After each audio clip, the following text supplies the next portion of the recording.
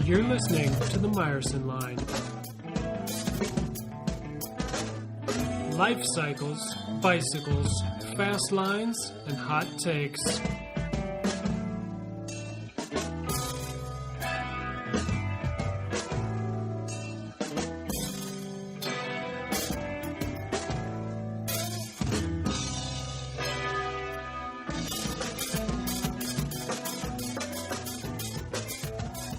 All right, we're live. Welcome, everyone, to episode 11. Crazy, we're up to episode 11 of the Myerson Line. We have moved from an eager schedule of weekly podcasts that I knew was unsustainable, but I had so many shows in mind and a lot of motivation for those first few episodes. I think we've slowed down now to a pace of about one a month, which seems reasonable. But also, I think we do an episode when there's something to jump into, either a good opportunity to talk to a friend, which is often, what the show is about, or maybe a current event, or just a schedule that lines up, or maybe just some free time, which is the case for me right now. We just finished so much busy fall work with the Verge Northampton International is over. It's great to have that behind me. This weekend is the last round of the Victoria Series, and so I'm wrapping up my work for that, and I'm about to begin what is the closest thing to a off-season or a slow period that I have, which is basically this month of December leading into Cross National. So lots of people still on the list, and was really excited to get a message from my good friend Phil Gaimon, who said, hey, let's get on each other's podcasts. And it just sounded like a great idea. And so welcome, Phil. Thanks for joining us.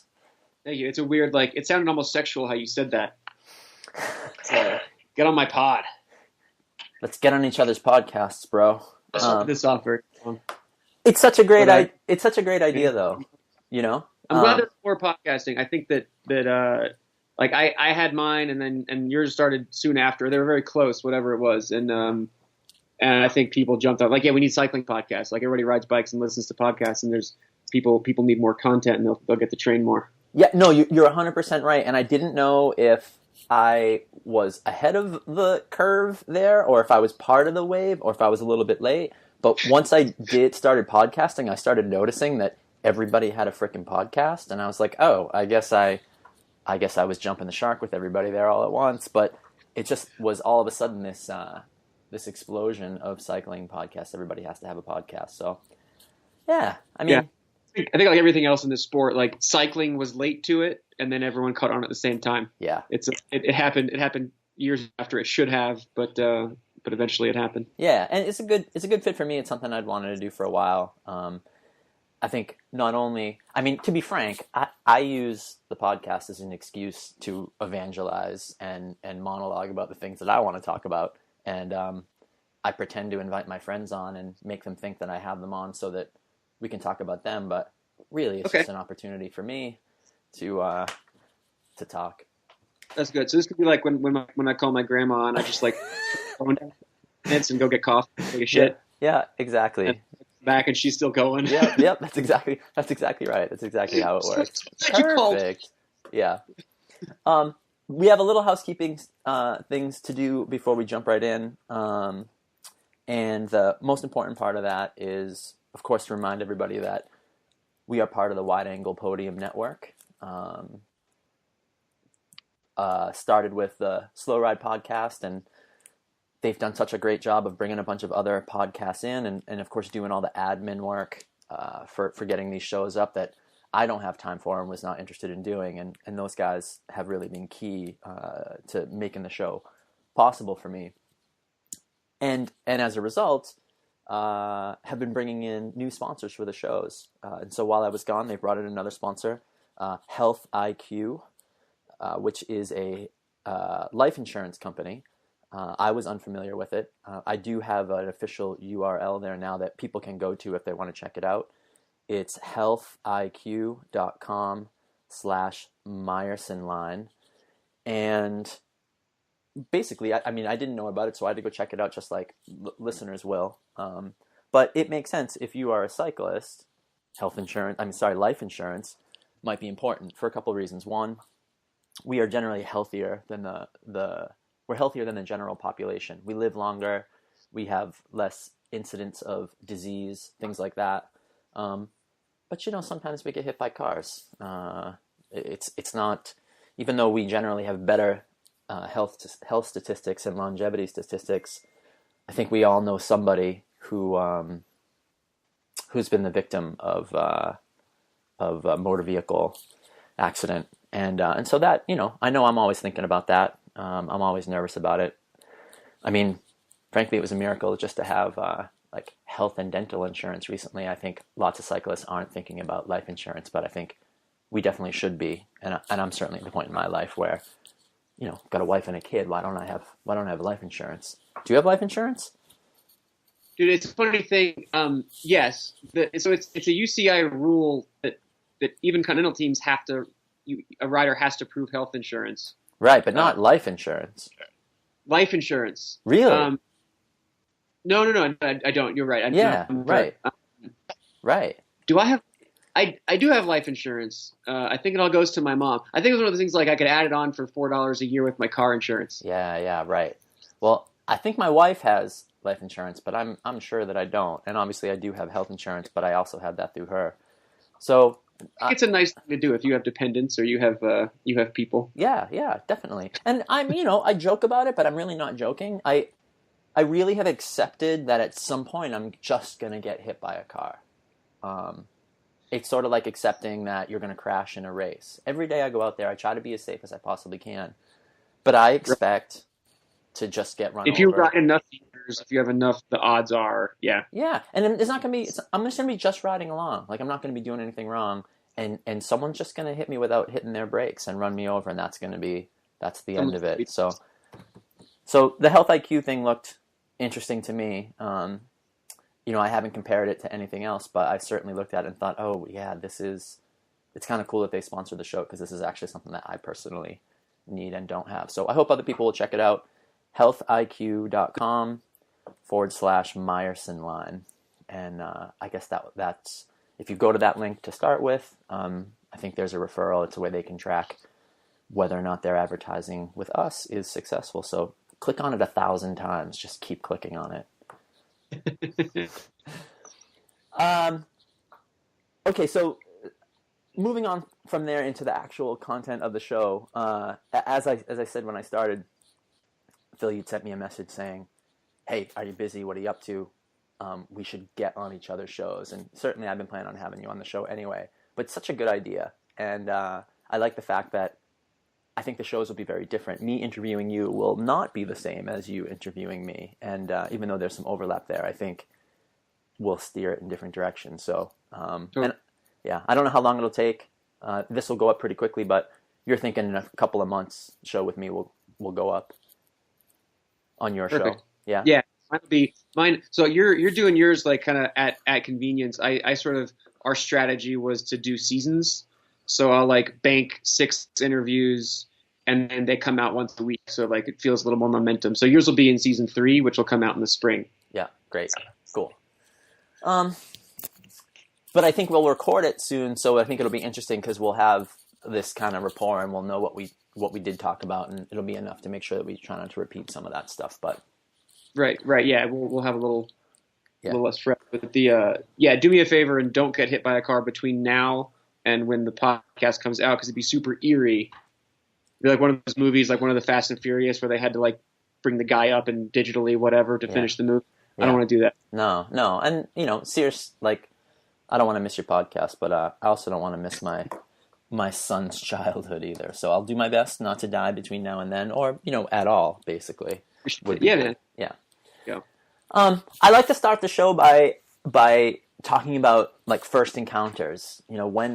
When did my first memories of you, being aware of you, as well as the first time maybe we met and became friends, and vice versa. I'll go to you first. Do you remember both when you became aware of me, but also when you think we became friends? I think I became aware of you just as the New England cross scene and kind of just paying attention to the bike world. Before, I must have been an amateur. And then when I was on Fior de Fruta, so that was 2008, I was at one of the many points in my life where I thought all was lost, and I was hopeless and desperate. And a guy named Steve Weller, who was on Fior de Fruta, came and stayed. He was in Athens, and I was in Gainesville, and we had our training camp in Massachusetts. And whereas it must have been Northampton. So we were kind of like, I hadn't met him, but we was like, well, we're doing the same drive. Basically, we should just carpool. And I show up and, meet him in Athens, Georgia. And we start driving north, and just in conversation, like I had started coaching. I had like my little coaching business, and I was coaching the college team at Florida. And a 9-hour drive later ended in the snow with Steve Weller. And you had hired me to be your coach, and that was it was a lifeline that I very much needed. And before I met you, I was very indebted and grateful. Yeah, that's right. So that sounds like an accelerated version of the story, because I remember all of that. But I think it was a while before you came on as a coach for CycleSmart, and I'm sure most people don't know it was a short-lived thing, and we'll talk on that as well. But you actually worked for CycleSmart for a summer, I think is probably about how long it went. Yep.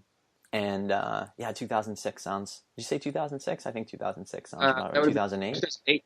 Yeah. Fior de Fruta, yeah. Man, 2008, that's crazy. So, I mean, because by 2008, right, I turned senior in 91 and raced full-time until about 98 when I stopped. Came back. So old. Yeah, I know, it's crazy, right? And then I didn't turn pro until 2003. So by 2008, I'd already been a pro for 5 years.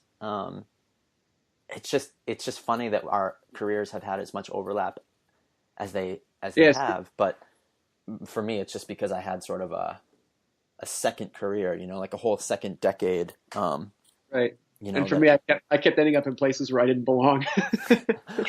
So I think Fior de Fruta is my first memory of you as well. And I remember, Weller was working for me at the time. And I remember you coming on to Fior de Fruta, and I remember you coming up to Athens and heading back up with Steve from Athens. I think that winter, I think we had done the winter in Athens that year. Or maybe we had been in Tucson before that and had migrated to Athens, as we often did for the April. We usually would do January, February, maybe March in Tucson, and then by April we'd be in Athens if we weren't there already. I mean, I certainly have done the whole winter in Athens too, but the circuit of Tucson to Athens and then home was always was one of my favorite ways to get it done. That's the norm. Yeah. Well, and then also I stayed with you in Gainesville at some point, but that must have been a couple of years later. I think you crashed on the sofa for a few weeks or on an airbed. I remember you had your airbed, and we had the same car, which was hilarious. Right. We both drove a Toyota Matrix. Yeah. And that was that's why we're friends. And then you were like, I love this car. You love this car? And then and then I remember you had your air mattress and you had your altitude tent. Oh, and I was like, oh, dude. I did. I had a whole winter of basically sleeping in my altitude tent and an air mattress, because I was traveling around and staying in different places. I forgot about that. But how bike bum could you possibly be? You're homeless, sleeping out of your car, sleeping on an air mattress, but with an altitude tent. Dude, you were the king of that. You were the king of the bike bums. We all learned a lot from it. Yeah, thanks. I mean, some people I think would criticize me for it. I'm grateful for having had all those experiences, and I think they have had a lot of value in other ways for me going forward. I definitely I raced bikes in a certain way. I mean, of course, if I was better, I would have gotten on better teams and paid more and wouldn't have had to do it that way. But I think, the kids these days, they're soft. They don't remember when you had to live in your car if you wanted to get to the next level, unless you had unlimited financial support, family money, or whatever to make that first step. And that, I certainly didn't have them. Yeah, it's nice looking back and like knowing that I did have some years of that I can feel like I earned it. And it's fun like talking to the guys like on Cannondale about it. And they're like, man, you wanted it bad because we never had to do that stuff. Yeah, I mean, I think that era is over. It doesn't exist, and you might have come up in sort of that last little bit of. Well, I mean, you have to like bike racing, and if you don't have unlimited funds and you really want to make it to the next level, and let's say you're a little late, right? You weren't on the junior national team. You weren't in the pipeline already. Right. And so since you weren't in the pipeline already and you were kind of racing while you were at school, what else can you do except get in the car and go to the races? You can't sit home and wait to get plucked, right? Yeah, that was my deal with Feature de Fruta. So when I met, I had because we'd spoken before that because you were trying to put me on mountain khakis, or I guess it was time then, and we'd kind of talked, and maybe that was a year later. That was the Jelly Belly thing. Exactly. But so the year before, Time was interested in me as like a double deal with David Guttenplan. We were a pair, and I ended up. I had that offer, and then it was it wasn't, of course, nothing was much money. I think it was $6,000, and and no bikes. And that man, those are the days for negotiating bikes.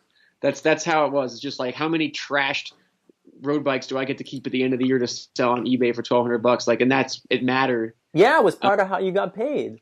It was the only way. I mean, how about that year Horner? I think this was before your time, but that year Horner ended up on Webcore. Part of how he got paid was he didn't just get to keep his own bike; he got to keep all the bikes. Right. It's I love sad. That story. It's real, man. Yeah. So that was the offer, and then Feature de Fruta was kind of like, well, we'll give you like a bunch of Cannondales and you can keep them, and we're just going to be laissez-faire, and we'll give you some money when we can, and you can just do whatever races you want. So with time, I was going to be like going to criteriums and crashing, and not like the schedule just wasn't quite what I needed. And Feature de Fruta was kind of like, we don't really care. Like, here's a couple kits and like, go do your thing. Yeah. And I was like, cool, I'll just drive to every race by myself. Yeah. Well, and for the guys that were based up here in New England, I mean, for people who weren't around, who don't remember, we're talking about Feature de Fruta like it's a common knowledge thing, and I'm always amazed at how quickly things go away like that. Lots of people probably have never heard of the Feature de Fruta team, but for a little quick background there, for a while it was probably the best amateur program in the country. I don't think they ever had a gigantic budget, but there were years where the budget was good, and it was enough to put 6 or 8 guys on good bikes. Two of the main staff of the team were Cannondale employees. They were engineers at Cannondale, Chris Peck and Kurt Davis. So The equipment sponsorship was excellent. And it was a team full of guys who were good enough to be pros, and for one reason or another, either had taken a step back maybe from the professional level because it just didn't work, or they didn't fit in quite, like Hamlin, like John Hamlin. He was on Navigators. He raced at a very high level. He's certainly talented enough to be a pro, but personality matters too. And if you don't fit into that world, he was much happier on Feature de Fruta and had the freedom to sort of be himself in a way that I don't think he could have if he continued to race professionally. If your choice was to be like a fringe pro or a really good amateur, Feature de Fruta was a great place to be a good amateur. And so they had, when I was, the year I was there, it was like half the team was like under 23 or I think it was half under 23. And by 2 years later, like all those guys were pros. Right. It was right. It worked. And then Dietrich, and it's like older Dietrich. guys. Yeah. So my year was who else was on there? Hayden Brooks was there. The Australian guy came over. Matt White was like one of the older guys. He wasn't that old, but he was like just a badass. Josh Dillon, Eric Schildgo went pro the next year. A bunch of cross dudes that all like did super well. Yeah, were you on with Svatek? Were you there when Matt Svatek was there? No. Driscoll probably got most of our results that year. Oh yeah, no, that makes sense too. Right. Yeah, I mean, if you go back and look at that team, the number of people, including you, who went through that program and turned pro is actually pretty impressive. And there aren't a lot of teams out there like that anymore. And certainly, like, you want to talk about like journeyman bike racing, like, I feel like anytime someone's on the internet joking about getting a rental car with the full insurance so you can do e-brake slides, they may not even realize it, but that goes back to that team. Those guys made that stunt famous. I remember that. Yeah. And so I think most people know your story if they're fans already. I doubt that anyone listening to us is new to either of us. And I think probably most of my listeners have read your book. Although I think I've told you this before, I have still not read it. No, that's fine. You know it. Well, I think I told you this already too. Oh, yeah. Part of why I haven't read it is because I also have a book contract that I've had for so many years now. It's ridiculous, and it almost feels stupid to talk about it because I should have had this book written 3 years ago. I've written one chapter. I finally wrote a chapter. What do you do? Having kids and running a business? Yeah, exactly. Like, I kept saying the year I retired, I'd buckle down that spring and get it written, and it would come out in time for that next cyclocross season. But yeah, I ended up having a kid instead. If it took longer to make that baby, then I would have pushed a book out instead of... If the gestation period was 36 months, you'd be done. Yeah, exactly. And we ended up with a baby instead. So every now and then, I have a night where I can't sleep, and I've got a story in my brain that's got to get down, and so I'll stay up and get something written. So that's pretty much how it's going to happen. Yeah. And this is the window right now. Like, things are slowing down a little bit. This is my window to get some writing done. But yeah, I didn't want to read your book because I didn't want it to seep into my own writing style. Yeah. The minute I finish. Yeah, go ahead. I didn't read any cycling books when I was writing, and still, like, I've been staying away from autobiographies. Yeah. I wrote. So here's one way. It might be too late for this to be a possibility for you, but if you do need time to write a book, I highly recommend like getting a world tour contract and then like having them kind of like bench you. So you just have a ton of free time in Girona with, like, you know, you go ride a few hours every day. But there was I got a lot of writing done this year. I wrote one book that's almost done. It'll come out next year, and then a collection of magazine columns, which I had to edit. That was like a lot of work. I was surprised how much work it was. But I knocked out 2 this year just sitting on my porch. Yeah, that's great. I mean, that's even on the teams that I was on. You know, the whole time I was a pro, I had my coaching business. So even then, when the other guys would be, you know, watching movies and playing video games, I'd be holed up in the corner, or I'd leave and go to the coffee shop and get work done. And so I think for you, that energy, that time is going into writing, which is great. Yeah. First it was college. I mean, it was the same as me. Like it was college, and then writing, and then I had a business for a while between coaching, and then I had like a clothing company and all this other stuff. And then once that was done, yeah, like my spare time needs to be productive somehow. I haven't figured out how to actually relax. Yeah. No, I understood completely. So I think if I'm going to get any writing done, I think I have to take the advice that is often given from successful professional writers, which is you just sit down at the same time every day and write, at least for like a half an hour. Just sit down, because if you're a writer, and I know you feel the same thing, like writing is a skill that you have. It's like you don't have to wait for inspiration. You actually just have to punch the clock. You just have to sit down at the same time and get some writing done. It doesn't have to be amazing every day. Doesn't have to be high quality every day, but you've got to get into that routine of writing something every day, just like any other job you might do. And I have yet to do that. I think that's the way you get it done. It's the time. It's just yeah. It's everything else. It's reps and yeah. Yeah. I didn't even realize at first that I was in the book. I didn't remember how long it took me to realize that like I was in a chapter, the story about us getting tattooed. And I think I did finally like at least read part of that. No, well, I mean, it's great. It made me laugh, you know, it's funny. Cause it's, your version of the story, you know, I did check that part of it out. Your version of the story is good. I didn't go, no, that's not how it happened. You know, it was true enough for a memoir. Yeah. I don't think there's anything disparaging. Yeah. No. A lot of people no. like he stole your tattoo idea. I'm like, no, he had it. No, it was just It was your he got idea. the Yeah. yeah, but it wasn't even like I didn't like. So what the story is that we were riding. We were going for a ride in Gainesville, and I had been thinking about getting a tattoo, but I don't know. My parents were anti-tattoo. I'm a wimp, and I just had this idea for like the bar of soap on the bicep for when you post up, and you were like, "That's a good idea." And then like I think you got it like the next day.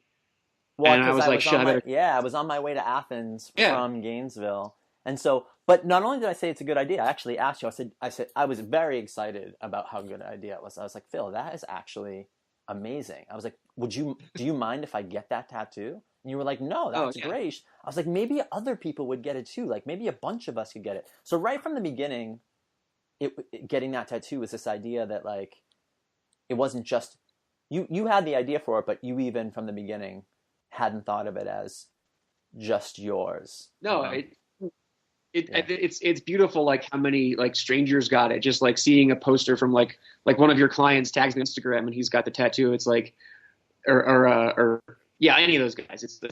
It's like a very small Fight Club, but like those guys always have a sofa to crash on in my place. Like it's a really cool feeling. It's a weird impact that we've had. Right. We joke about it sometimes, and I think people who don't know us very well sometimes maybe can think it may look a little like self-righteous or like self-important, but I think for us it really was just, hey, this is what's important to us, and if it's important to you too, come join our club. Like come be, share that feeling with us. Not like, I don't know, it's not supposed to be a exclusive thing or we're better than somebody else or that everybody has to get it, but it was like, hey, this is how we are connecting,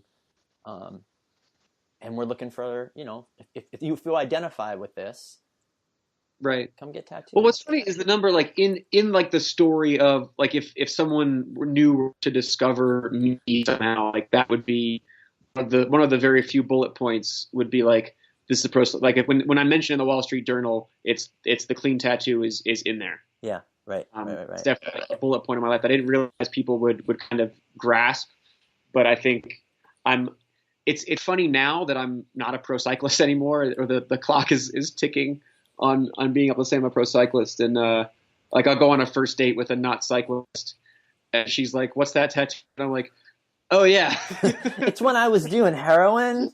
And here's the thing, I know I was pissed off. I was 26 and or 24, and everybody was doping in my silly sport, and I didn't know what to do. But out of context, sometimes it occurred to me later, like, oh, I bet people look at me with the rest of my tattoos and notice that and think that I used to be a junkie or something, that I used to be addicted to drugs, and now like it's like an AA type tattoo. And totally. Yeah, that didn't occur to me when I got it that anyone would look at it, because I didn't think of it outside of the context of cycling at all. But tattoos are like that. I have one more question about that, but I want to back up for 1 second. You also had this ridiculous idea about like balloons on your ass, and I don't know if you wrote about that in the book, but do you remember you had all these like joke tattoo ideas? You're right. And I was like, that's the stupidest thing I ever heard, but this clean tattoo is a good one. But you were going to get like balloons on your... Do you remember this? 100%, because I still want to do it. What? And Can you tell me again what it is? Yeah, well, so we're on this ride, and I've had these 3 tattoo ideas for a long time, and you're the only person that I knew who was a tattoo person who like I knew that you would give me the honest, like, that's a dumb idea, that's a good idea, and I needed that. Yeah. And so one of them was a plane right above my ass crack with bombs. So like as if every time I shit, it'd be like a bomb dropping. So like the bay doors are open, and it's like a tattoo a 12-year-old comes up with. I still like it. And then what was the other one? The other one that I did mention in the book was I wanted to get notches on my upper thigh so you could tell the temperature by how much my balls are sagging. Oh, I didn't remember that one. But that's also very juvenile. I remembered the plane one, but for some reason I had balloons in my head. How do you not laugh? I did laugh, but like it's funny because like I like sexual potty humor. I don't like potty humor. I mean Like, now, what's your dumbest tattoo? Like, what's your silliest one? um, I guess my Krampus tattoo is probably like my most frivolous.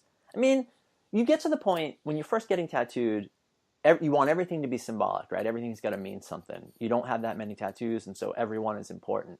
And then you cross Right. the line after a while if you start getting more tattoos where you're like, oh, it's not actually that important.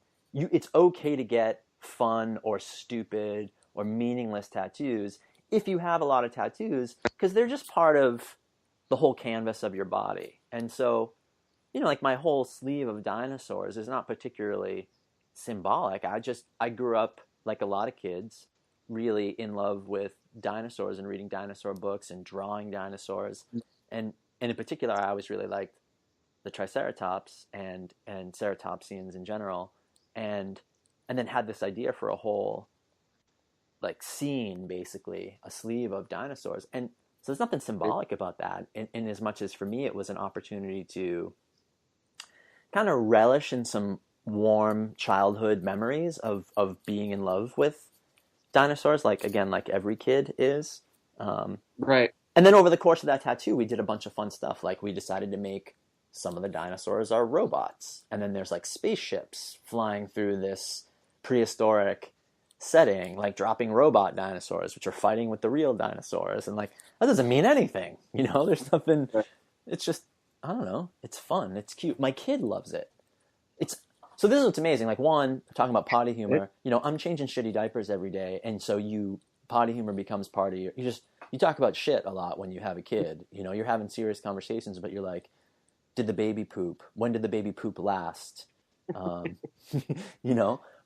the kid loves our tattoos. He can see them now, and he wants to touch them, and Right. it's like book reading for him. When you get him his first one, like 4 or 5? What's that? When do you get him his first tattoo? Social services probably comes if you get him tattooed at 4 or 5. I think that's when Department of Social Services pays you a visit. At least in Massachusetts, they do. So he might have to wait until he's 18, and that's probably a decision I'll let him make for himself. Okay. I mean, I know we're joking, but yeah. Yeah. But so back to the clean tattoo, though. You mentioned this a little bit, but I wanted you to expand on it. It's one thing to have that tattoo in the U.S. It's a very different scene. Where we know everybody. It's a traveling circus, and you see the same clowns in every city. Every weekend somewhere. Going to Europe with that tattoo must be different. It must have been received differently. What was it like? Did it come up? Did people ask you about it? Did people side-eye you at all? Yeah. It was. I think when I got it, I'd pretty much given up. Like Europe was so far away then. Like I was on the fringe of. I don't think I'd top 10 in NRC at that time. And I really didn't. I didn't think about what it would be like if I actually achieved the world tour thing. It was just it was too distant. So yeah, it was funny getting there and having to like overcome that with like my teammates at the time. Like I was on Garmin Sharp, and a lot of those guys were reformed dopers or whatever.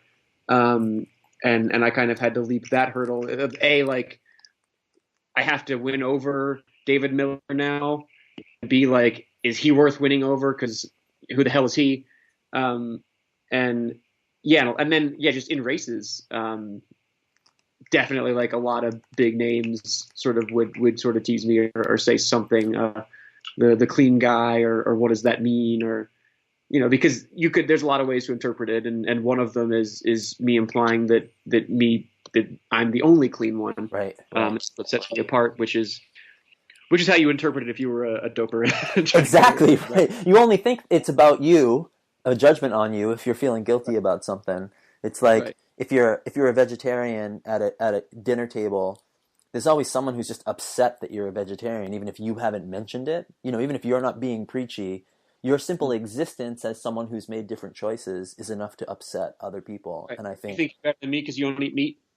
yeah, Is that, yeah. yeah. What? So what? You're too good for me? It's a lot how you say it too, and which is well. So that's the thing is, I got the tattoo. I couldn't like if I wanted to just be clean, I could just be clean and own that personally. But like the tattoo, I did kind of make a statement. So it's kind of like if you're at the table and you start talking about being a vegetarian, or if you kind of bring that up, or say if someone goes, oh, I think that the humor on this TV show is too lowbrow. Like if I like this show, they're like, no, that's lowbrow. That offends me. I'm like, oh, okay, you think you're smarter than me? Like Yeah. That's sort of like it's an implied. So yeah, I get why it's it was kind of controversial or sensitive. And I came into it at a time where like a lot of dirty guys were still around and like. Are cleaning up or whatever. It was a very sensitive topic. Yeah. And I'm thinking more about your teammates in particular, but like, how did someone like David Miller react? Because he's certainly a bright and thoughtful guy, regardless of whatever else people might think about him. He's definitely not dumb. He's a really smart guy, and he's a philosophical guy. And I could imagine him having opinions about it. I didn't talk to Miller much. We had a couple of short interactions. I think we didn't have like, obviously I didn't have much of the same schedule as David Miller the year we were teammates. I kind of just had the impression that he didn't like me being on the team, and he didn't feel like and I think a lot of guys, the kind of the old guard, sort of didn't know what to make of me. Yeah. And I kind of come on like, here's a guy who went to college, who I had a book coming out in 2 months. I had a business. I had like all this stuff that to them was just like, You weren't serious. Yeah. I was moonlighting. Yeah. Right. You know, like, but it's like, I was moonlighting because of them taking all the sponsors away when I was coming up. Right. We had to hustle. We had to do a hustle that they didn't have to do. If I could have been on a Bontrager or Livestrong when I was 19, like sign me up, deal done. I'll drop out of school and move to Belgium. Like that's what I would have loved that, but that wasn't in the cards for me or really anybody within 2 years of my age. Yeah, those opportunities didn't exist. Yeah, so I kind of like got there and had to, and I think like some of them sort of were just closed off to me and were also like I wasn't that good. I think that was. They were kind of like, well, why did JV sign this joker when I know 100 guys who are 6 years younger who've raced in Europe, which is valid. And thank God I won the first race I did at San Luis. I would have been outcast. Yeah. They had to respect me a little bit because I backed it up some. But my first shot there, they're like, all right, this guy can't be too bad. Right. I mean, that was an exceptional ride. I don't know if you want to say that was like the high point of your pro career, but I don't know how you feel about it, and I wouldn't necessarily say that. I don't really know, but my point mostly is that is a fucking good ride. It is an important race, even if it's early in the season, even if like not everybody is flying for it. Plenty of people are flying. It is not a joke. It was a really awesome result. Right. No, the way I won the first stage was like 9 years of bad luck all compiling into I finally got lucky the first time ever with the way sticking and like a bunch of guys crashed behind me. It's like that will never happen again. But then that week I backed it up. I climbed well. I had a top 10 on the last mountaintop finish when like I could have lost it all. Yeah. Right. And you're right. Like guys weren't peaking from that, but like but Nairo Quintana wanted the leader's jersey off of my back. Right. And you had to pedal your bike to get that jersey. He actually had to try. He was pissed. Yeah. I mean, like there was a mountaintop. There was the first stage that I won by like 5 minutes, and then the second stage was a mountaintop finish. And everybody else in the pack had a rest day while I was out there to win. And I think Nairo thought I was just going to fall and lose 5 minutes. I think myself, I thought that too. And then I remember he saw me in the pack with 500 meters to go and like the, whatever was left of the lead group. And he looked at me like, oh shit. Like I'm foregone conclusion. He was going to kill me, but he earned it. So yeah, that was definitely like a highlight. That was a magical week for me and something I'll look back on. Yeah. Well, How, in that same context, from that same period, how did you end up being close with Danielson? How did that happen? How did you guys get stuck together? And how did he become a sympathetic character for you? Because as I've told you privately, even though we're very good friends and would defend each other to the end of the earth, I'd never understood this, and it bothered me as much as it bothered your critics, And you and I talked about it a little bit, and I think at the time I understood there was probably a certain amount of politics that you were forced to play, but I am also under the impression that you did genuinely become friends with him, and he became a sympathetic character for you. And I'm wondering how that happened. 100%. Well, so kind of I'll go back and forth a little bit. I'm going to Pulp Fiction you. Talking about like the David Miller and the guys who kind of like didn't approve of me or didn't know what to make of me, and kind of those handful who sort of closed the door, and I wasn't able to fit in a lot of situations in Europe. There were other guys who were the far opposite. Thomas Dekker it's a weird thing. Thomas Dekker he was one of the worst in the doping era. Like he was horrible. He did everything. He was 21. He was like the household Bieber name. Yeah. I know that that he did horrible things or dishonest things. He was capable of like being a bad dude. But then like the person that I met was years later and always said the right thing and like actually wanted to give me sincere advice and like took me aside and like talked and as if we're peers and equals, and I found him to be like a person I really enjoyed spending time with, and thinking of, and hanging out with him. I'm thinking about like, fuck, Pat McCarty would be so pissed right now if he saw this. With me laughing and then it's the same thing with Danielson, and the same thing if you when I'm hanging out with Danielson, like me 3 years before would have been pissed. But I think like part of being an adult is being able to see the same thing in different ways and being able to see all sides of the situation. And you're right. Politics was a factor. So when I first met Danielson, it was a charity ride in Naples, Florida, that was benefit to the YMCA thing. And I'm just going to every ride who'll like pay my hotel room and give me a couple dollars to help them out. And I remember I was pissed when they invited Danielson. I heard that like Tommy D would happen to like be in town and he was into it. And I was like, you're going to make me hang out with this guy. And I was so angry. And I kind of had it out with the guy who organized it, who's a friend of mine. And then we're on the ride and I'm like, I'm going to show this doper, and I'm going to rip his legs off, and he's going to be, drooling over his stem, staring at my clean tattoo. And it was like dead flat, and he's a climber and I'm a climber, but I can go around on a flat. And we were just ripping each other's legs off for 3.5 hours. And then it backfired because at the end he was like super nice to me. Like, hey, I think you're good and you could be in the world tour. Like I'd won Redlands the year before, but no one ever said to me you could be in the world tour who actually knew anything.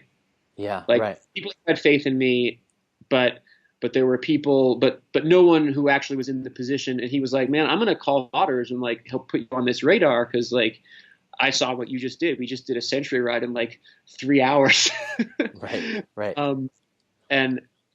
And you just come train with me. And I talked to Matt Kashara, was my coach at the time, and still like a really good friend, still like half a psychologist to me. And he was kind of like, man, if you can't be friends with dopers, if you can't like learn to, this is the politics part, if you can't be friends with dopers and be part of this world, then you might as well quit, because there's nothing here. There's no, like, you're just going to be on Kenda until you have to stop. And like, unless you want to live he didn't use you as an example, but like the live it out of your car life, the Adam Myerson thing, which like I'd been doing that for a few years, man. And I don't know how you did it forever, but I, yeah. No, I understand. It's an okay choice. Like, it's actually okay. I mean, I made a choice, right? I was like, well, this is as far as I'm going to go. And is this enough to make me happy? And sometimes it was, and sometimes it wasn't. But so I understand what you're saying. right. And I think, well, I want to talk about Matt for just a quick second. I think Sure. One of the things that's great about Matt is he is not afraid to look evil in the eye. And I mean that as a compliment. Matt, he's a principled person, but I would not exactly call him a judgmental person.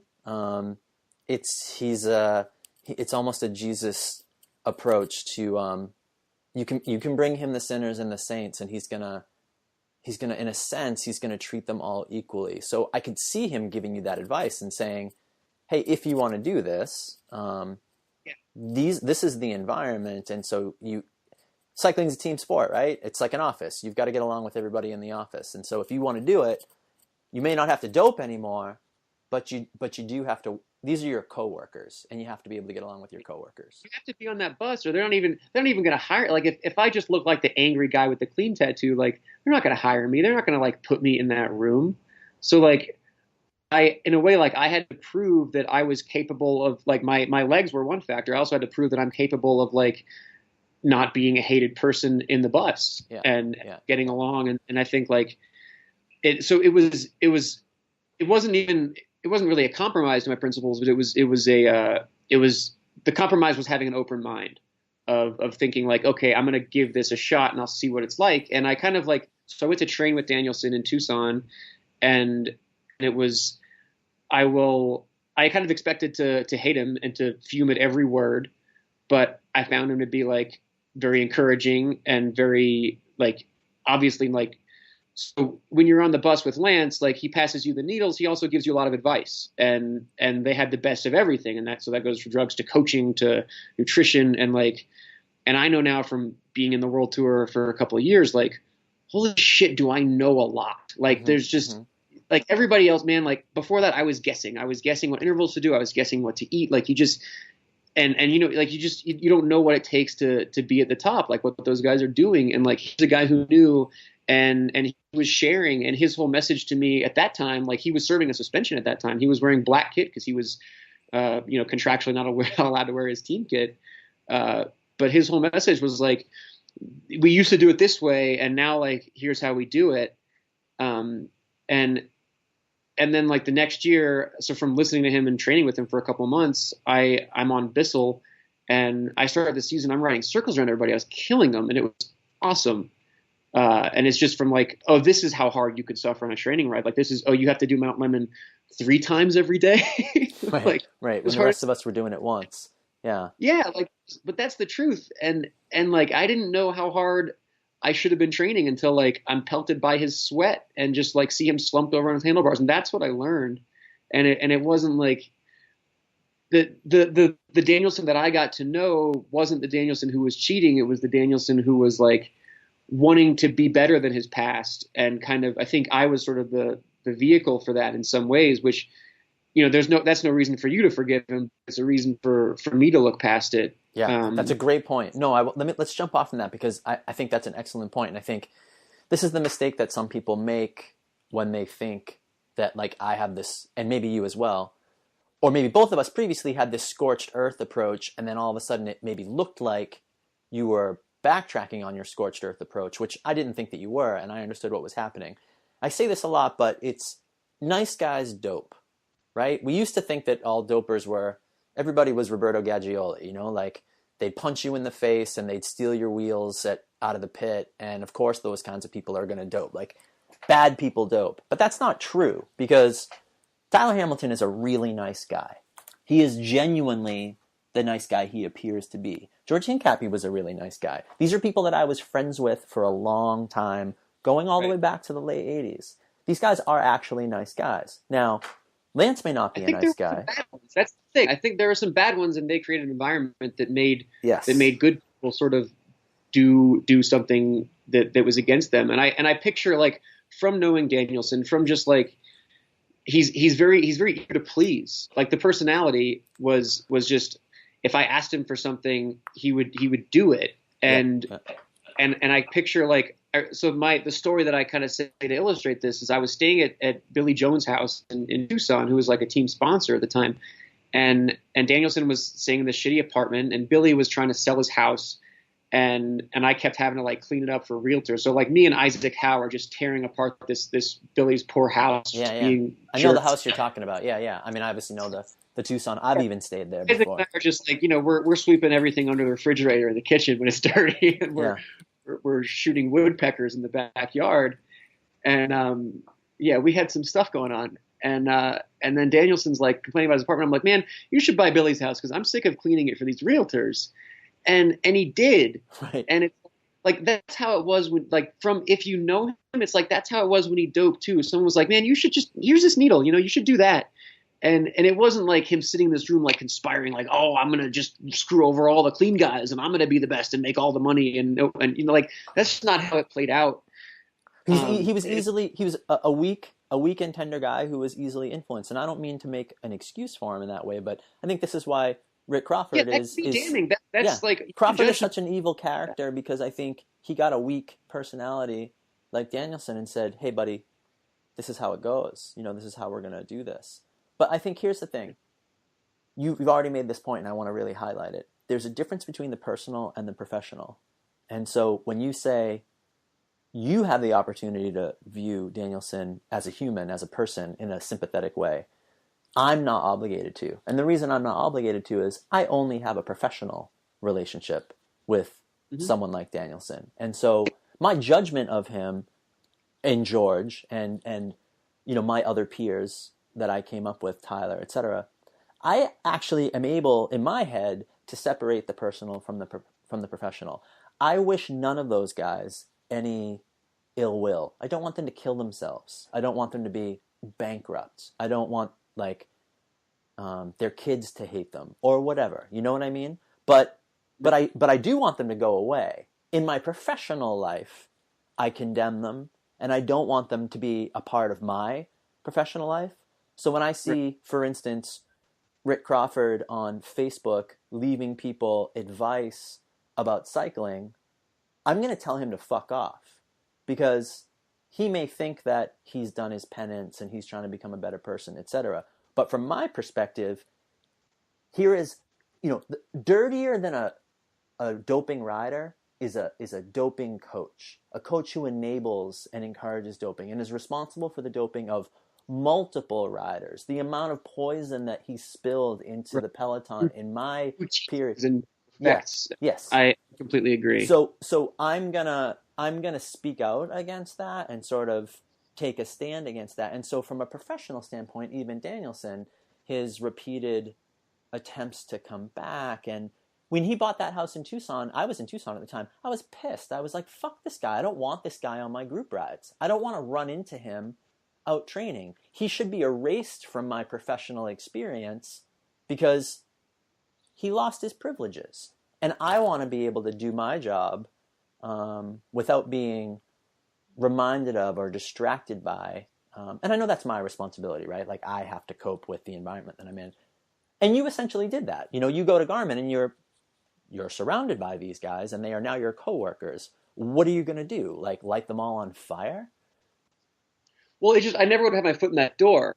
I would have, if my choice was like, if I wanted to race in Europe and attempt to live this dream, and I'd only recently realized that I might have been good enough for this, that I was going to have to somehow work that out because the sport was clean-ish. It was clean, but there was a lot of leftover, and the doping was very entrenched, and every team manager and every director had a history. And what about rally as a contrast? Let me interrupt you and say, I understand. Sure. I understand that on Garmin, right? And I agree with you 100%. If you want to go there, and why shouldn't you go there? Let me interrupt myself. Why shouldn't you deserve it as much as anyone else? And so I think sometimes you want to take a stand, but you don't want it to always have to be at your own expense. And I think sometimes that's what I did. I stood on my principles to the point of injuring myself, and that's fine. I'm happy with those choices. I think I went pretty far on limited talent, and I'm perfectly happy with it.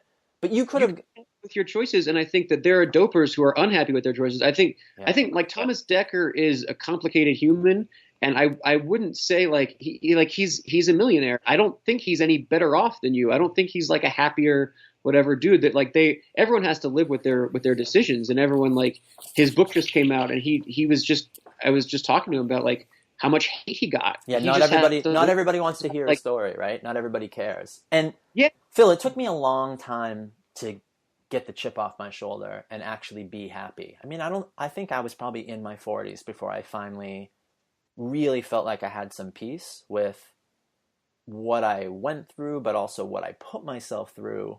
And also maybe finally reached enough financial security that I wasn't always stressed, like I own a home. I have a business, I can pay my bills when they show up. Like I started being able to fix my teeth. I had health insurance. Like it's actually really important. So Decker got there. He may still have demons that he's trying to exercise or whatever, but he certainly has reached some kind of success a lot earlier than I did, which is fun. We all pick our path. Define success and happiness, and I think we can all agree that, like, success does not come in a dollar figure. And I'm not saying I feel horribly sorry for him. I don't think you're defending him at all. I think you're explaining without excusing. Yeah, absolutely. So, but I think one thing that people need to be careful of, and I think this goes, on anyone in our generation who rides bikes, is like, it's easy to hide behind integrity to justify your failure. Mm-hmm. And I think that's weak. And I think a lot of people can be like, oh, the dopers stole my career. And it's like, or you started 3 years later than everybody else. And I think there are very few people who it really cost them, and I think like the environment was real, but I think a lot of people like to attack the dopers sort of as a smokescreen, and they're not really being honest with themselves. Well, so this is why I never quit, I think, even though I suppose I stopped the first time. When I stopped the first time, I didn't stop because of dopers. I stopped because I didn't think I was good enough. But I loved bike racing, and so I kept racing for fun. And then I think I came to understand that, or I believed, even when I quit, I believed that I had potential that I had not accessed, and that I hadn't reached the level that I was capable of, and that if I could only just get that break. And then I finally got the break and got a second chance at it. I think when I got the second chance, I think it was in a slightly cleaner environment. And even though I was 31 when I finally turned pro, I was capable of such a greater workload. Like you were talking about what you learned from Danielson. I knew how much harder I could train, and I redoubled my efforts on that, and then finally had, the career in my 30s that I wished I could have had in my 20s, but it might not have been possible in my 20s clean. And the guys that you're talking about, for me, I think of guys like Darren Baker. People should take the time and go back and research a guy like Darren Baker. There are plenty of guys who made it to that level who were much more talented than me, and who were like, oh, this is how it goes at this level? Well, I'm out of here. I'm going to go get a job. There's guys like you're talking about rally, like Jonas Carney. Or yeah, can we go back to rally? Yeah, I want to talk about, because the reason why I want to talk about rally is when you talk about the environment at Garmin and how you essentially had to cope with your coworkers, let's say, rally and racing in the U.S., obviously, yes, it's a different level of racing. But I know the environment on that team is such that you could be outspoken all the time. The whole team is very outspoken. Jonas is very outspoken. God, you want to think about me having a successful career clean as a sprinter.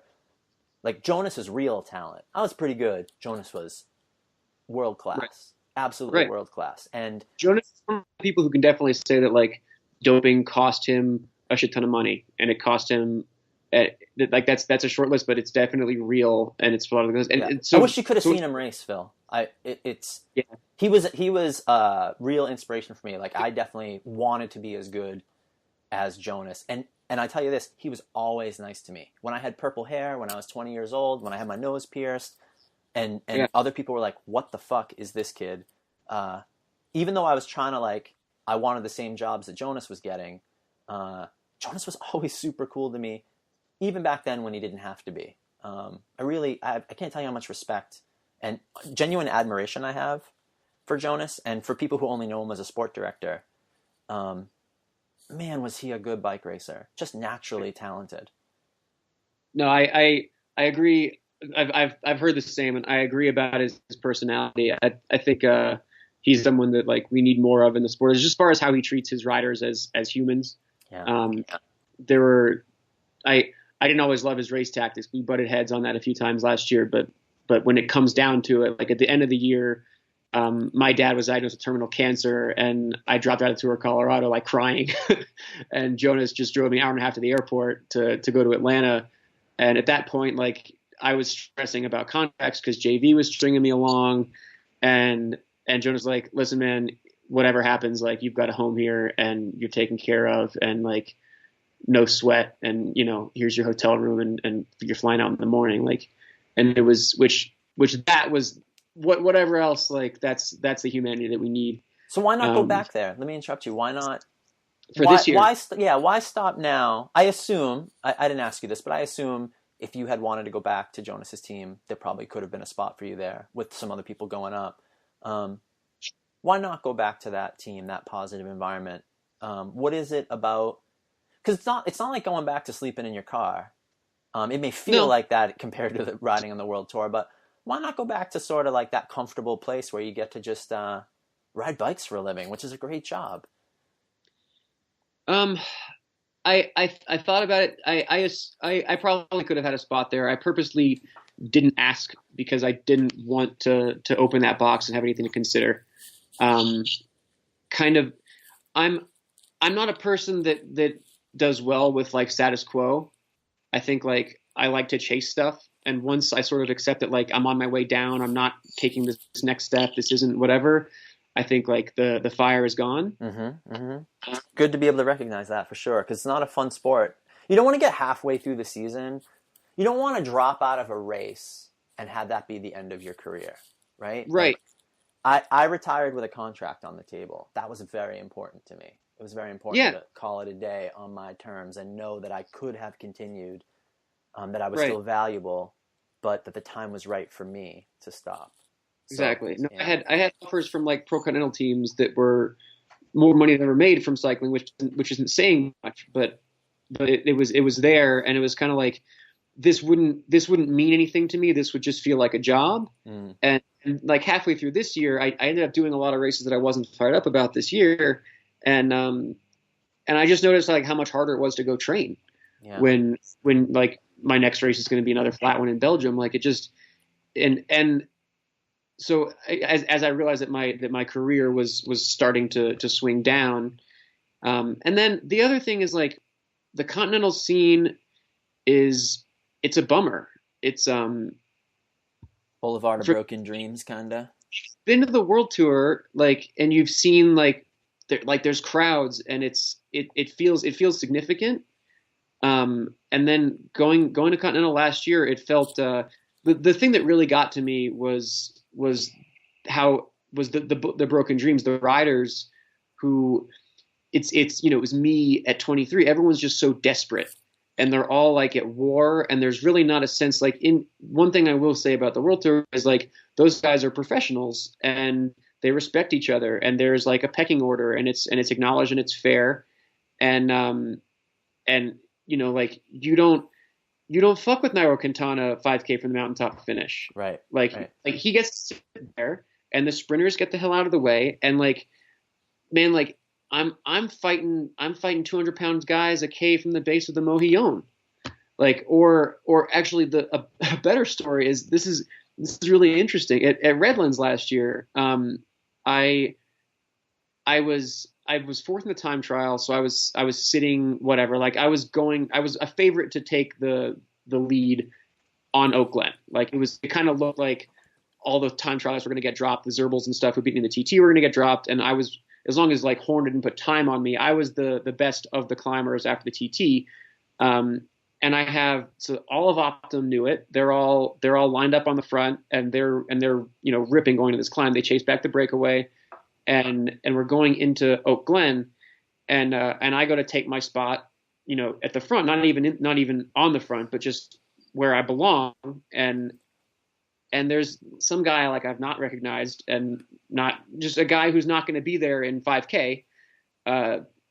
Once like he's coming into me, and he's not moving over where he should. And like as a criterium racer, like that's this is the last turn basically. Like this is, if you've earned it, you've earned it. Yeah. And I was just like, and I kind of did that. Like I gave him a little bump, and then I gave him a little thing, and then I'd be like, listen, man, you're not going to be here in 5K. Like this is my spot. This is my time, and get the fuck out of the way. and I forced it, which whatever. I shouldn't have had to do that. It was just No, insulting. right. Sometimes I think And verbalizing it is the way you like escalating those and be like, why are you fighting me for this wheel, bud? What are you doing? Getting people to stop and think about what they're doing sometimes is a good way to get them to stop. that's what I thought. And then I win the stage solo, which is, I would argue, a very good way to prove my point that I deserve whatever wheel I wanted. Right. And then after the race, and I don't know who this dumbass is, but he complained to Jonas to him, his reaction should have been like, "Oh man, Phil won. I was such an idiot for fighting him for that wheel. I'm going to go apologize and be like, man, and I've done this in the past. Like, I've apologized to guys like, man, I got caught in the moment. JJ Hayato, I had this conversation once, like, hey, I'm sorry. I should not have been your way. Will not happen again. Like, all due respect, you deserve that wheel." And I kind of like forgot about this guy, but that should have been his reaction. But his reaction was literally to tattle on me to my director that I said something not nice. And I can totally imagine Jonas being like, actually like obviously defending you and asking this guy, what, like, is he serious? Yeah. And so that's the environment that happens in the kind of racing, is just like, no one, like, they haven't been taught that. They've been like, they're these dumbass directors, like, are just like, you got to be at the front, everybody be at the front, you deserve it. Like, no, you don't need to be at the front 15K in a race. And like, there's everyone should have a reason for every place that they are, and you have to earn your spot at the front. I earned my spot at the front at the Tour de Tuna as an amateur in 2007. Right. But I climbed from the back of the pack. I was on Sakana, and I climbed to the back of the pack to the top, to the front group of 10 every climb for like 4 days until like Chris Baldwin started letting me in. Yeah, right. That's how it goes. I mean, that's how it goes for the sprinters too. Yeah. But man, earn that. Yeah. But you know what's funny? I saw a lot of that in Continental racing last year, and I saw a lot of really unnecessary crashes that came from it, and a lot of like stress that didn't need to be there, and it just wasn't a world that I wanted to like go back into as an adult, as a 30-year-old. Like, I didn't want any more concussions at the Tour de Beauce because some guy slammed into me with 5K to go. Like that, that's real. Yeah, I think you see that at Tour California type races too, because you've got, for the American teams, it's like, here's our big chance, and they want to show that they're big swinging dicks and they deserve to be up there. And so I think that's why sometimes they get into it with the Pro Tour guys. The Pro Tour guys are like, hey, yo, like, what are you doing fighting me for this wheel? Yeah. And I was that guy. I was that guy like getting yelled at. I got yelled at by Tommy D my first Tour California. Right. It's hard to find that spot, but I think you actually just explained how it's supposed to go. You don't get the spot. You win from behind. You either beat everybody on the climbing from the back, or if you're the sprinter, you don't split trains. You don't screw up other people's leadouts. You have to be able to do it coming over the top, and you've come over the top enough times, and then they start letting you back in. The problem sometimes is if you're an enforcer of etiquette, which I am. People think I'm a dick because I believe in etiquette, because I believe in respect. So it's a weird thing where, like, what I'm mad about is people not respecting each other, and then those people think I'm the asshole because I'm trying to enforce this like etiquette or ethical code. You don't notice disrespect until it's done to you, and then it looks like you're saying respect me, which is something that people get annoyed about. But the reality is, like, we're all in this together, and we have to like find a way to make it so like we don't kill each other for contracts that aren't worth anything. Like, it's not worth dying for $50,000 a year to be on Rally or Silber or whatever. Like, whoever like tried to kill me at the Tour de Beauce last year, just like there were fights in that race. I don't know. I just remember like I had a little concussion at Beauce last year, and I kind of told myself, like, it's World Tour, it's bust, because like this isn't a way to live. I'm sitting in a dark hotel room staring at the ceiling again. Yeah, right. So I think that's it right there. So I think for some people, and I think a little bit for you, and I think this is a legitimate approach, part of the excitement is seeing where your level is. And when you get to that point where you're like, okay, this is my level, you do have to make the next step, which is to ask yourself, is this enough? And so when I quit the first time when I was 26, I had a year without improvement. It was the first time in my 10 years of racing at that point where I hadn't gotten better between seasons. And I was like, oh, okay. Well, if I didn't improve, if my improvement has stopped, this must be as good as I'm going to get. And I'm good enough to make $10,000 a year living in my car. That's not how far I thought I was going to go. And I didn't understand, that I actually did have improvement left to make, that how much lifestyle was a factor, and how much more training I could finish, and how many guys were dirty. There were a bunch of contributing factors, because I obviously did surpass that level, later. But I can understand getting to that point for you and saying, okay, this is as far as I'm going to go. Lots of people wish they could have reached the level that you reached, but I think it's perfectly reasonable. Not that you need my approval, but I think it's perfectly understandable to get to that level and say, this isn't enough. It's nice to know, and now I'm going to go do something else. And that's the other thing too, is like I had this moment, like Alberta was kind of when I accepted that I wasn't going to be in the world tour again. I'm starting to think about, do I go Continental? And I'm looking around at the tour of Alberta, and there's like all the action kids are fucking good. Yeah. And these offers from there's one Pro Continental team, and I'm looking at it and just like, it's good money, it's like $75,000. It's more than I ever made. And it's just like, and I'm looking at their schedule. And I'm like, I don't want to do that. That race looks stupid. And just thinking about what life would be. And a lot of racing in Asia and the Middle East. And then I'm looking at these guys who are like so talented, and they're me at 22, but they're like not in as much trouble.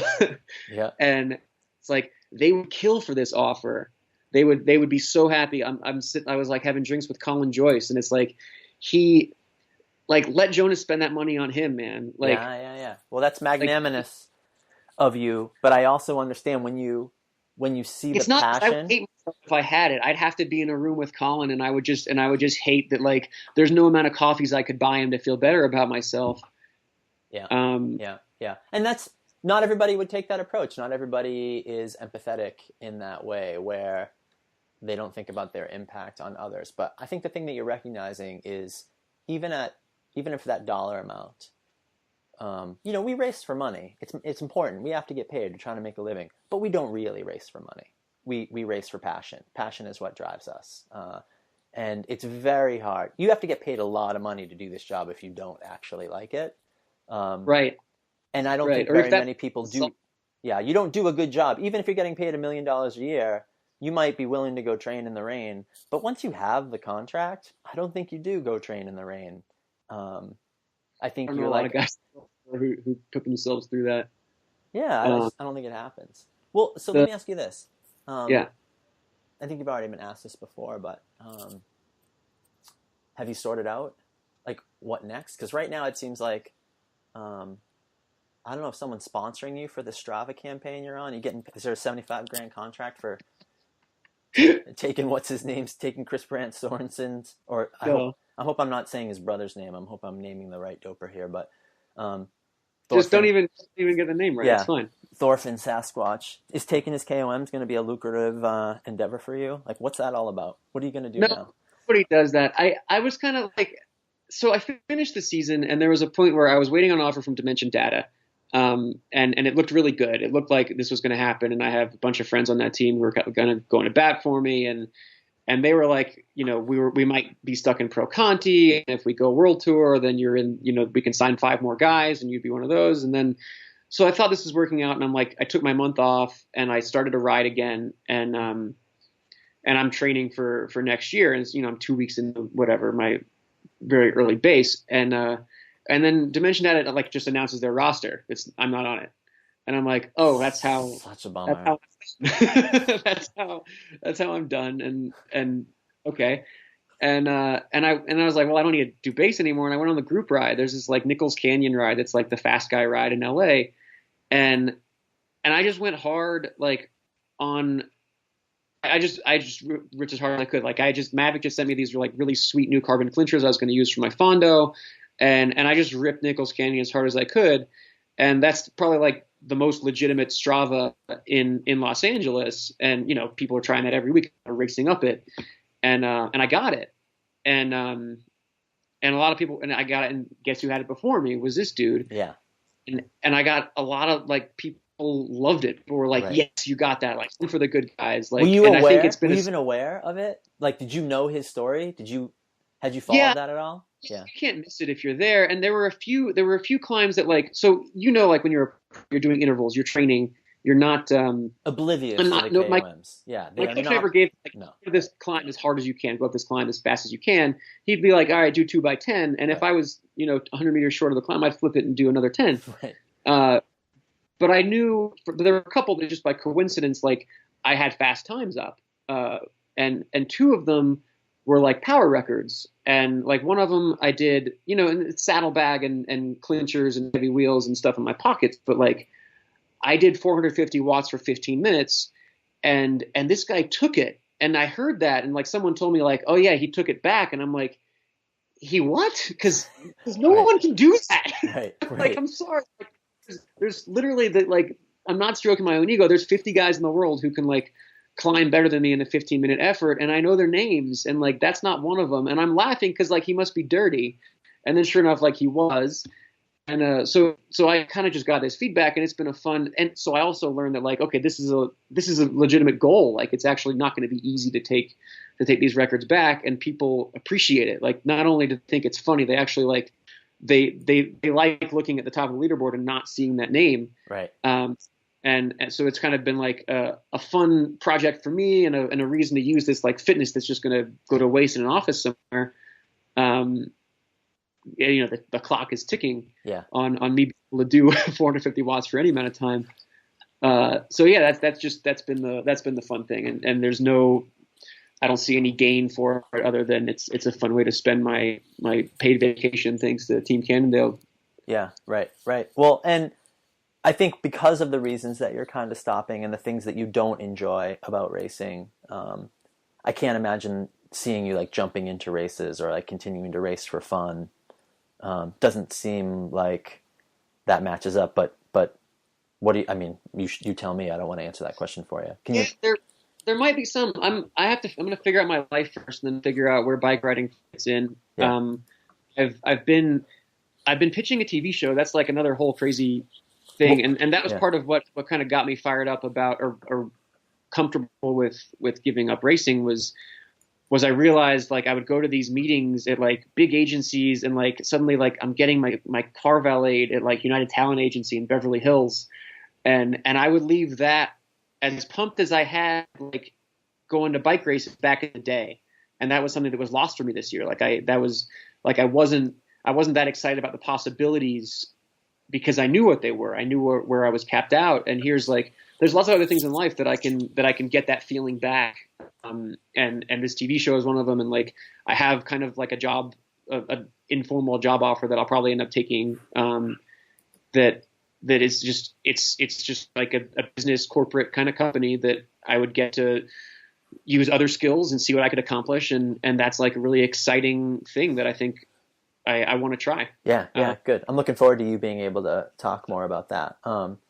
It's funny in a way, I almost envy you, because, I think I get a lot of credit for being passionate about bike racing and for kind of being a lifer, but it's a bit of a prison as well. I really do love bike racing and nothing has ever made me as happy. Outside of like family stuff, like I look at my kid and that's a feeling I've never had before. I haven't felt feelings that intense outside of bike racing, honestly.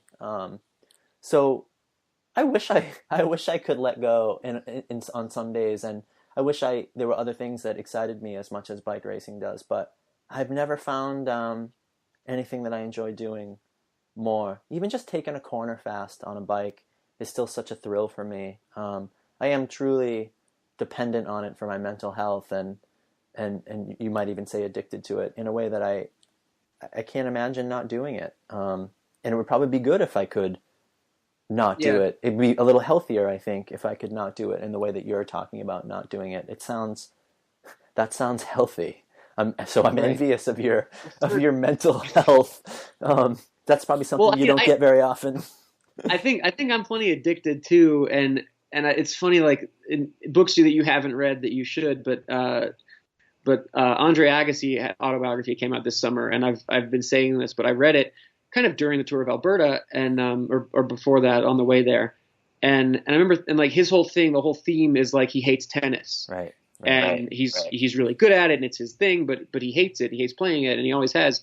And I remember like you're supposed to feel bad for him, and I'm racing the Tour of Alberta and realizing like this is going to be my last race, and I was supposed to be at the Vuelta. You know, I trained for the Vuelta all summer, and I got flicked from it like 2 weeks before.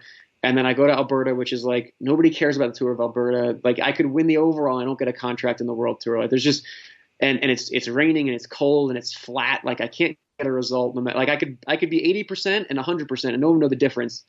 And so by every standard, I should be miserable at this race. And I had so much fun.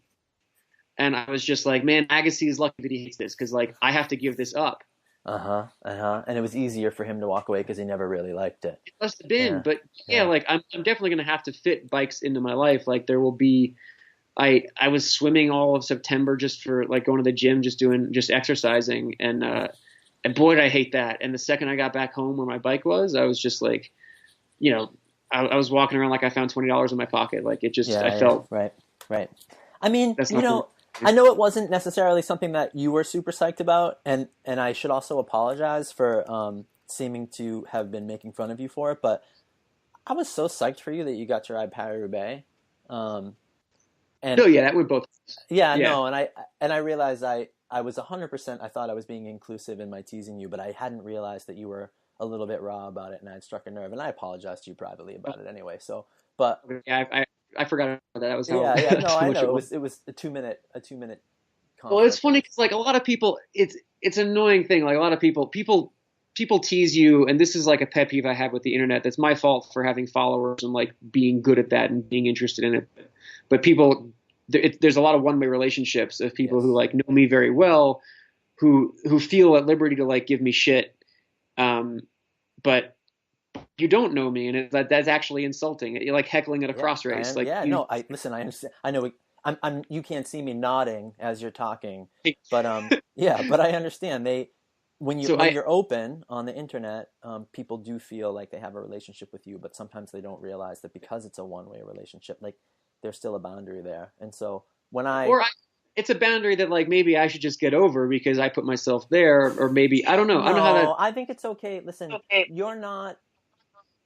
Yes, we have a certain amount of notoriety, but you and I are not celebrities. We are still like people who will park in the same parking lot as the rest of the bike racers, and I think that's why cycling can be different. I think it's an important distinction to make. There's never a VIP rope around my van, if you know what I mean. And so even when you're at the World Tour, I don't know, you still parked in the same parking lot as the other bike racers for a very long time. And you're still, so in my mind, you're still a real person who people should remember that, even if they feel connected to you and appreciate the fact that you share a lot of your life on social media. I think it's still important not to treat you like a celebrity who doesn't get their feelings hurt by the things that they read about themselves on the internet. It's important to hold on to that. Otherwise, you end up in the stratosphere, disconnected from real life. And so like heckling, that's why I get mad about heckling. But then between us, it's why I just texted you. And I was like, oh, dude, I am 100%, like, we have a real relationship. I just sent you a text. Okay. So Roubaix was a funny thing where like, it's a cool honor to do Roubaix. And a lot of people were like, oh, congratulations, Phil, you get to be like, I wasn't selected because I needed to be a Paris-Roubaix. Right, like I was selected because there's a fine if you don't start a full team in a World Tour race, and everybody got sick. Right. And I was thrown to the wolves basically, and it was kind of like part of my job. That was my situation, and it was also, there was a big upside to it. If I get to say I did Paris-Roubaix, I get to feel the cobbles. That's a cool. Like thing. when Friedman did it. Remember when Mike Friedman did it? It's the same thing when Friedman did it, or Brad White when Brad White got to do it. It's the fact that I even can tell you that. I know that Mike Friedman did Paris-Roubaix. I know that Brad White did Paris-Roubaix because I was so pumped for them. I was envious of them, not jealous, because I would never want to take that opportunity away from them. But man, I was very envious, and so I was envious of you as well. It's a message of it was my team saying like, this is what we think of you, like your body, and your days are very much numbered in this sport. To be a climber at Paris-Roubaix basically just means like your team doesn't really send you where you need to be. Yeah, you are not going to the races you're suited for, and you are a warm enough body that you're going to go fill the gap at Paris-Roubaix. I had to accept that that was one of the nails in my coffin was realizing that's where I was of value. Yeah, definitely a double-edged sword. Mm-hmm. Well, let's close it out with the because we easily could go on for another hour, and I guess that's what we'll do when I'm on your podcast. But and maybe I'll even have you back at some point because I think there's lots more stuff we could talk about. But before we close it out, we need to know the important question of the day, which is, what is your favorite Prince song? Here's where our friendship dies. Everybody, this question makes everybody nervous because they think like they're being judged. You know, like if you don't give a good answer. Yeah. I don't even know any Prince songs. That's why you're going to judge me. Yeah. Did you have to go do some homework? No, I thought about looking at Prince songs just when you warned me about this, and then no, I know Purple Rain. That's like a nice song, but I don't have like any connection to Prince. He doesn't speak to me. I enjoyed him through the Chappelle Show depiction of him far more than I did from his music. That's the truth. Yeah, well, and what's funny is you don't even get in trouble for that because even Prince liked the Chappelle gag, you know, and went on to use it as an album cover. He used Chappelle holding pancakes as the cover of an album later. So even Prince, right. Yeah, that's a true story, and even Prince thought it was funny. So I think right. That's good. So when I saw the SNL with Chappelle, I went on a deep dive. Like I forgot how good he was, and then I was going through it. It's like, man, that's called. He is brilliant. Yep, he was a little ahead of his time, and I can imagine the mental toll doing that work really took on him. But God, do we need Chappelle like right now? You know, I'm glad that he's out there. Yeah, that monologue, like there's no better meld of like comedy and a message and being poignant. Yeah. It's social critique as well. No, for sure. Have you seen Purple Rain? Have you watched the movie from start to finish? No. All right. Well, maybe you should start there. And you've got a little time on your hands right now. I suggest you go watch Netflix? You go watch Purple Rain. It might not be actually. I don't know. Go take a look. But I'll look for it. I promise you, I'll look for it. Yeah, do what you can. Watch it, and after you've watched it, if you don't cry either during the beautiful ones or while he's singing Purple Rain, I don't know. You hear me type right now. This is me putting Purple Rain on my to-do list. That's it. Yeah. You the beautiful ones. For me, Purple Rain obviously moves me every time, and so does Baby I'm a Star. But the beautiful ones, when he sings beautiful ones, that's the one that gets you the knife in the ribs. That one hurts. So I'll do my best. Okay, good. Phil, this was awesome. Thanks.